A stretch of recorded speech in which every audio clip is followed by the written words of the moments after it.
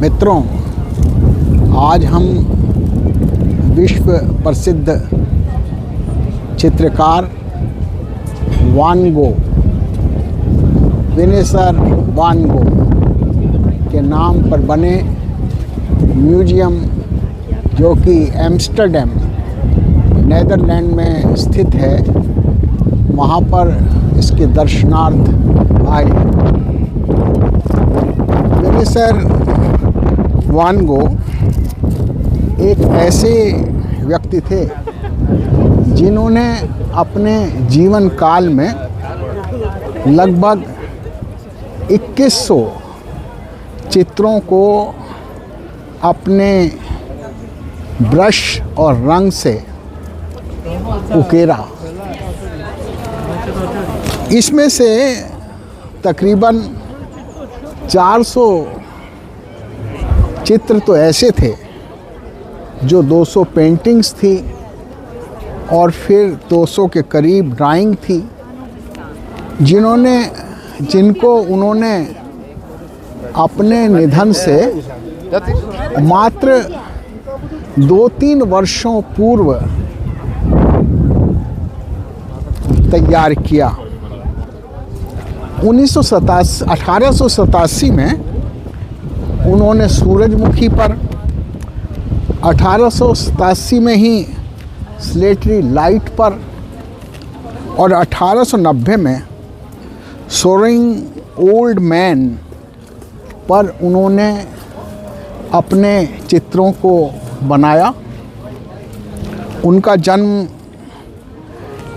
उन्हीं कुल 39 वर्षों तक ही वो जीवित रहे। 30 मार्च 1853 को यहीं एम्स्टर्डम के एक दूसरे शहर में जुआर्ट में उनका जन्म हुआ। कुल 37 वर्षों तक उनका कुल जीवन रहा और ये समय भी ऐसा रहा जब वे अवसाद में रहे। ये कल्पना भी नहीं की जा सकती कि उनके जाने के बाद उन्हें इतनी प्रशंसा मिलेगी। लोग उनके चित्रों को देश देशांतरों के अंदर देखेंगे, ये सोचा भी नहीं जा सकता। परंतु उन्होंने अपने चित्रों को अपनी संतुष्टि, स्वंत सुखाय निर्मित किया और आज उनका नाम चित्रकारी के इतिहास में अद्भुत है। अंतिम 2 वर्षों में वो काफ़ी बीमार हो गए, मानसिक रूप से भी बीमार हो गए और दूसरी भी बीमारियां उनको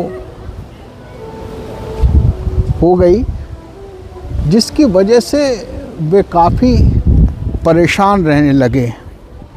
इधर उधर घूमते थे और कोई ऐसी दवाई उन्होंने नहीं छोड़ी, चाहे वो एलोपैथी की थी, चाहे वो होम्योपैथी की थी, चाहे वो दूसरी लोकल दवाइयाँ थी, उसको उन्होंने नहीं छोड़ा।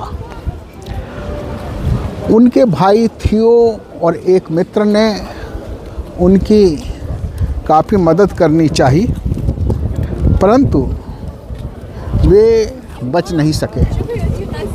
वो समझते थे कि उनकी दवा तो सिर्फ रंग और ब्रश हैं, जिनको उन्होंने चित्रों के माध्यम से कैनवस पर उकेरा।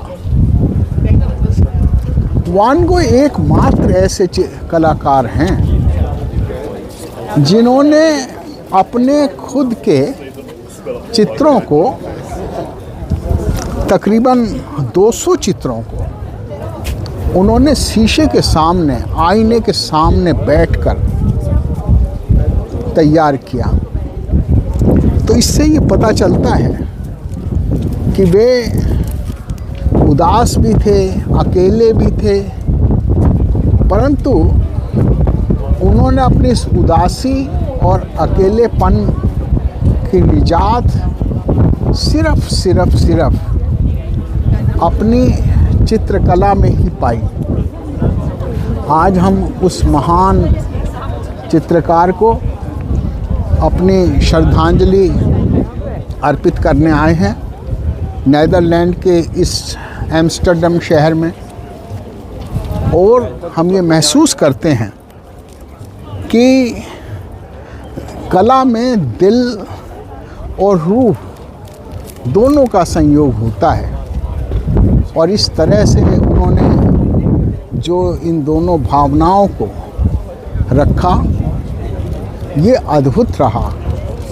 और आज आप देख रहे हैं कि ये जो सैकड़ों की संख्या में देश विदेश से लोग आए हुए हैं उस चित्रकार के प्रति अपनी श्रद्धांजलि अर्पित करने के लिए, ये इस बात का प्रमाण है कि उस चित्रकार ने कितनी ख्याति पाई,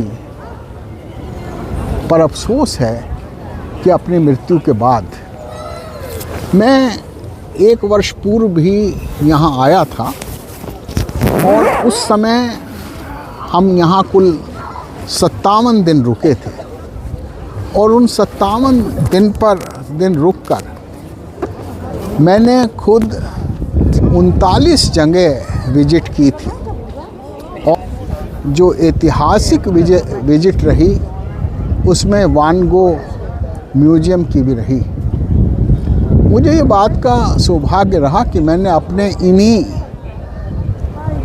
दर्शनीय वृत्तांतों को एक पुस्तक जो हिंदी में है, सुहाना सफ़र नीदरलैंड्स में प्रकाशित करने का प्रयास किया है। 200 पृष्ठों की यह किताब पूरे नीदरलैंड में जो भी इस तरह के स्थान हैं उनको चित्रित करने की कोशिश है। मैं चाहूँगा कि जो प्रबुद्ध जन इसको पढ़ना चाहें तो वे इसे यूनिक क्रिएशंस पब्लिशर, जो कुरुक्षेत्र का, दिल्ली का, चंडीगढ़ का एक प्रतिष्ठित प्रकाशन है, उससे वो प्राप्त कर सकते हैं। वान गो अमर हैं, हम उन्हें अपना सलाम पेश करते हैं और ये कामना करते हैं कि इस तरह के कलाकार, इस तरह के चित्रकार दुनिया को हमेशा नई रोशनी देते रहें। मैं राम मोहन राय, वान गो म्यूजियम,